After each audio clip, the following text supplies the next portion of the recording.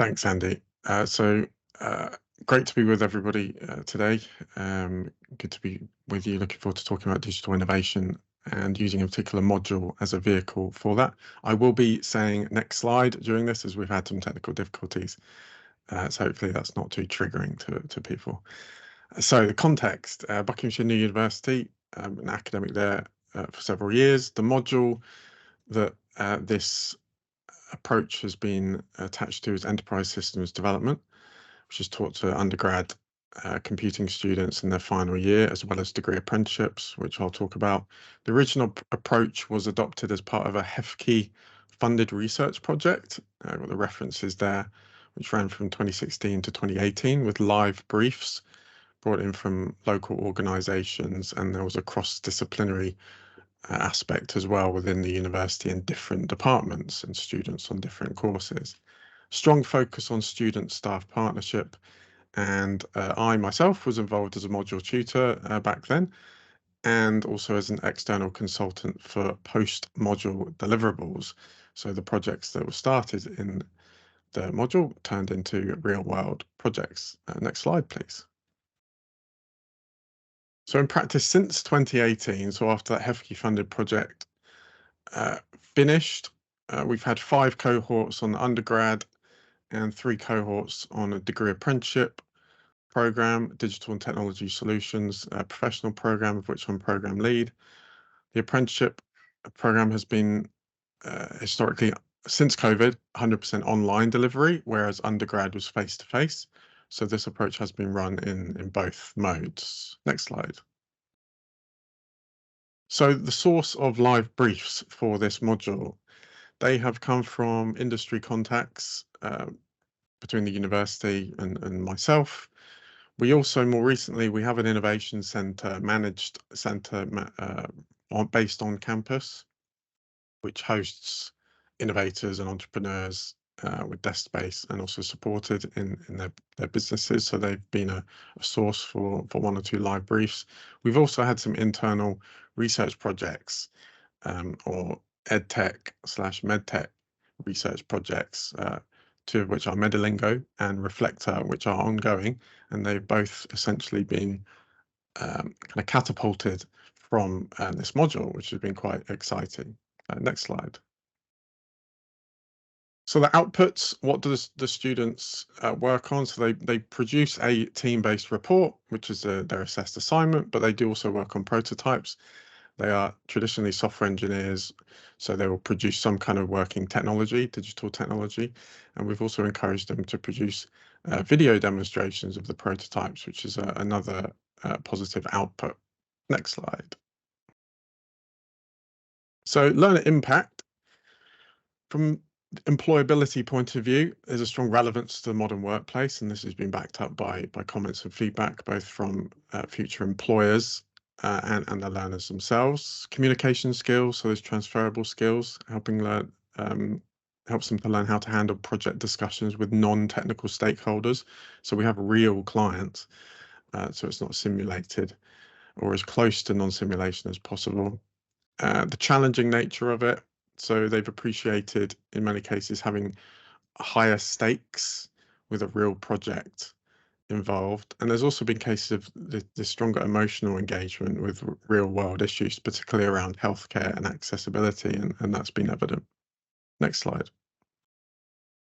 So here's some quotes. I won't read them all out, but this is some feedback from one of the stakeholders, as in a client, and some of the key themes that have come out from running this module are that being able to put a live brief or a live early stage problem into this module and getting learners to work on it, and myself working on it essentially as a kind of a consultant, is that it highlights gaps in what they're thinking, highlights gaps in their potential, their proposal, what they want to try and do, and gave them new ways of thinking about what was needed for the technology or the problem area that they know they want to try and solve problems in, but they're not quite sure how.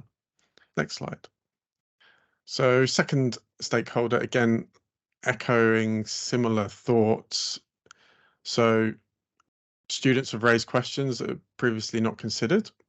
So as well as it being beneficial for the learners to to be engaging with a real problem and being able to really grapple with that and understand it and propose ideas, the stakeholders, the clients, have essentially had free consultancy. They've had new ideas thrown at them, new questions, and this fresh perspective, which has been a strong benefit. Next slide. So in terms of my personal reflection on this, so we don't have any direct quotes from learners, as this wasn't covered under ethics.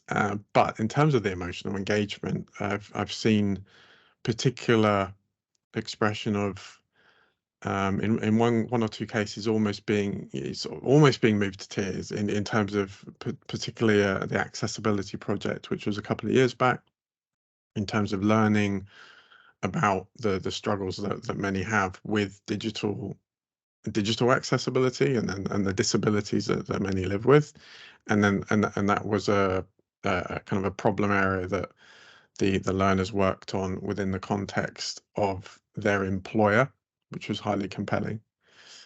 And also the most recent healthcare project, looking at the problem around the overloading of not just NHS staff, but GPs and local surgeries, and how can technology be used to potentially alleviate that, was particularly compelling. There's a strong element of authentic assessment, which I know is coming up in a recurring theme, particularly in the context of artificial intelligence and ChatGPT, etc. But really, one feels you can't get much closer to authentic assessment as having a real project to work on. And personally, I'm sort of an advocate of this social constructivist approach to learning, in that both focusing on the collaborative side of things and the unique experience of working on a real problem and the learning that comes out of that. And this has been a great vehicle for that. Next slide. So looking ahead, I'm in the process of revalidating a version of the original module, which admittedly, as you may well be able to relate to, what we've ended up doing with the module has been shoehorned into the original module descriptor, but now we've got the opportunity to properly redesign that, and with a strong focus on digital innovation and bridging that gap in the context of computing, software, IT students, both still at final year level, both an undergraduate and degree apprenticeship programs. So it'll be a mix of still face-to-face and online. And generally, this is a call for collaboration with other institutions, other academics who are interested in this field, whether it comes to digital innovation and also just teaching. And I'm particularly interested to see whether this could be applied to completely different disciplines other than software engineering and computing.